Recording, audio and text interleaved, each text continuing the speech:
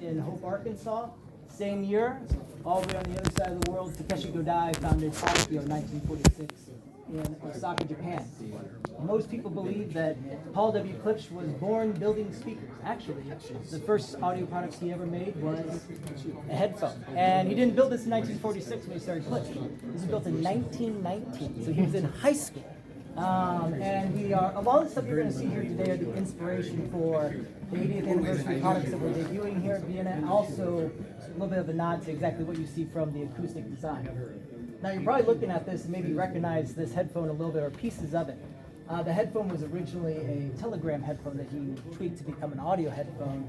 And if that cord looks like a lampshade power cord, it is, in fact. He literally ripped a power cord off the lampshade, tweaked it. So you're seeing one of the first products that PWK ever built back in high school. And then the toilet paper roll does actually have significance. That's not just randomly placed there. He actually used that toilet paper roll, put it against the headset, and noticed that horn actually made a bit of amplified sound, and that's what inspired him to then build a horn-loaded design speaker. So from inception to 80 years later, you're here part of our journey. Cool. Moving on over here. So you're going to see, and again, all this information is in the press kit. You guys are going to hear for the first time ever. Personally, I haven't even seen or heard this until today, so you are part of ground floor on this. The all-new Rebellion. This is modeled after the Model H Klipsch product that PWK designed. This was originally inspired to be a center channel for our heritage products, Cornwall, the Scala, K-Horn, and so on. We took that design and inspiration and then developed our Rebellion bookshelf speaker. So you're going to hear for the first time. Most of us here at Klipsch are actually hearing this product for the first time today, so we're really glad that you're a part of the journey. And then I'm going to pass this a little bit so we can keep on with the tour. The K5 horn. So this was designed in 1940s and 50s. Again, another original Paul W. Klipsch design. This was in production for about a decade or so, and we brought it back as an exposed horn for our limited edition 80th anniversary Klipsch horn. This is going to be done, as you'll see, in a cast aluminum design, fully exposed horn, and a stunning new tigerwood finish to it. So I believe it's 260 pairs globally. I'm looking like, she'll agree with me, perfect. 260 pairs globally, somewhere in that ballpark. So super limited edition. We'll do demos on that in a minute. Now let's go to the other side of the pond and talk about Onkyo. Everyone wave hi to Akihisa-san. So Alex, our head product developer over with Onkyo in our Osaka office. Nice to meet you. If you like what you see here today, this person takes all the credit. I'm just giving the tour. I'm the marketing guy. So back in 1987, yeah, 1987, the Liverpool edition D200 bookshelf speakers. Beautiful champagne metal with a Bordeaux walnut finish. We want to take that and create, as we debuted at CES, the Creator Series limited edition bookshelf speaker. So totally powered, Onkyo built inside, HDMI input as well, so you can use them for an incredible versatile amount of options. Comes in that champagne metal and Bordeaux walnut finish. And then on this side, we have the Onkyo Integra M588. Again, same finish. We have the champagne finish with the Bordeaux walnuts. If you were at CES this year, you got a first look at this thing. So this is the new Muse series integrated network amplifier. Again, just bringing that Bordeaux walnut, that champagne finish. I like these things because it cheers to 80 years, if you will. So that's the idea. Bordeaux and champagne, precisely. And you guys are going to get a demo of this when you do the Rebellion speakers. So yeah, awesome. All right, with that, also big shout out to Amelie. This whole event, everything, put it on. Thank you very much. Thank you.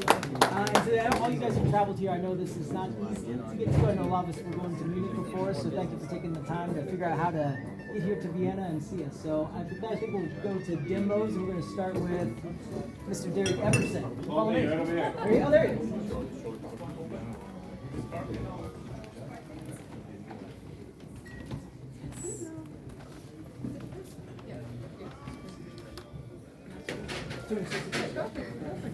Very fast.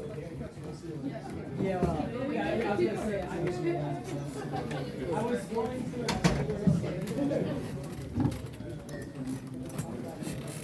All right. Thanks, everybody. everybody for coming. Good to see some of you guys again. So,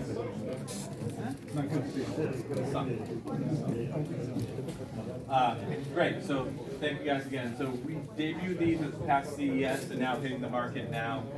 So, I'll give you guys a brief explanation of the product and then we'll do some demonstrations. So, these are the new 5s, 7s, and 9s by Klipsch. One of the key advantages of this product is we leveraged our Onkyo ownership and Klipsch ownership and have Onkyo provide all the electronics and processing inside the Klipsch speakers. So that collaboration has allowed us to have a really good feature set that we're very proud to discuss. Some of those features include Dolby Atmos processing throughout the entire line. It's not very common on a power bookshelf application. The top 2 models here feature Dirac room calibration. We'll get into those details in a moment. And then the top model here also features DTS processing. From an AVR perspective, that's basic stuff, but it's not very common in a powered speaker application. Some of the acoustic changes we made year over year really have to do with the front baffle of the speakers themselves. So this is the 2nd generation of the series. In the 1st generation, we had a 2-piece baffle, kind of split right between the mid-bass and the tweeter, and that, anything that moves on a front baffle creates a resonance that colors the sound. So what Andy and team have done is had a single-piece BMC baffle with an integrated Tratrix horn to really reduce that resonance on the front panel, to really help give you better clarity and detail. And to that end, we also added a curved radius on the front horn to reduce diffraction, right? So less smearing on the edges, cleaner, open sound. So as far as an application, I mentioned these are all powered.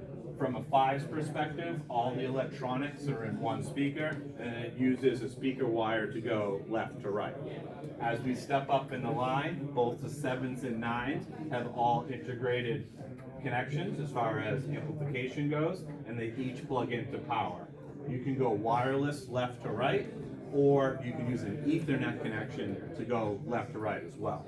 You do increase performance using Ethernet over wireless. You go from a 48 kilohertz to a 96 kilohertz connection left to right. So we're going to start out with the first demonstration on the 5s. So the intent of this demonstration is to showcase the output and just the size of the sound stage you can get from a modest size bookshelf speaker.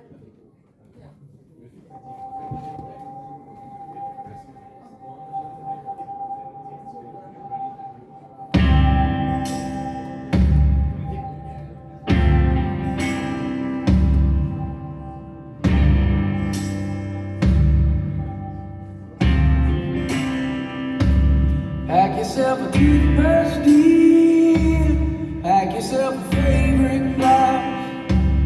Take a withdrawal slip. Take all of your savings out. 'Cause if we don't leave this town, we might never make it out. I was not born to drown. Baby, come on.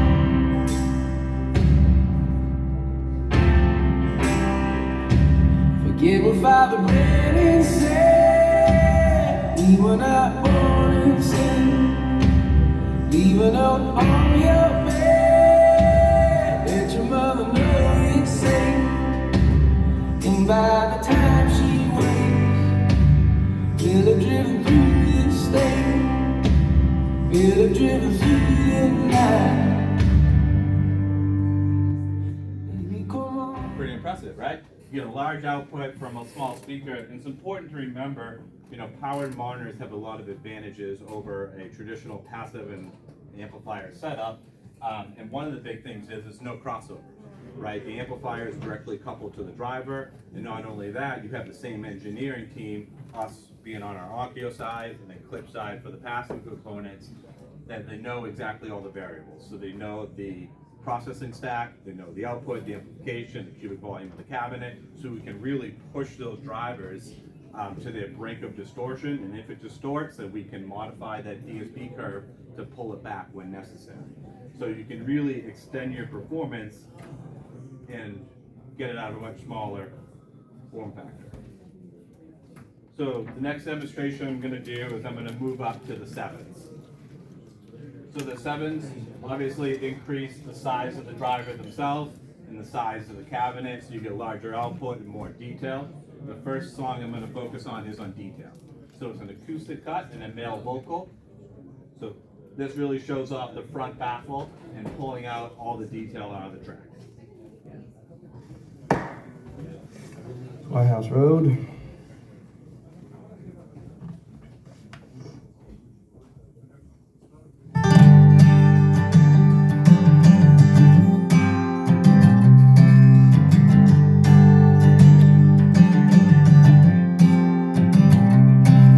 Early in the morning when the sun does rise, laying in the bed with bloodshot eyes. Late in the evening when the sun sinks low, that's about the time my rooster crows. I got women up and down this creek and keep me going and my engine clean. Run me ragged but I don't fret, 'cause there ain't been one slow me down, none yet. Get me drinking that moonshine, get me higher than the grocery bill. Take my troubles to the high wall, throw them in the river and get your fill. We've been sniffing that cocaine, ain't nothing better when the wind cuts cold. Lord, it's a mighty hard living, but a damn good feeling to run these roads.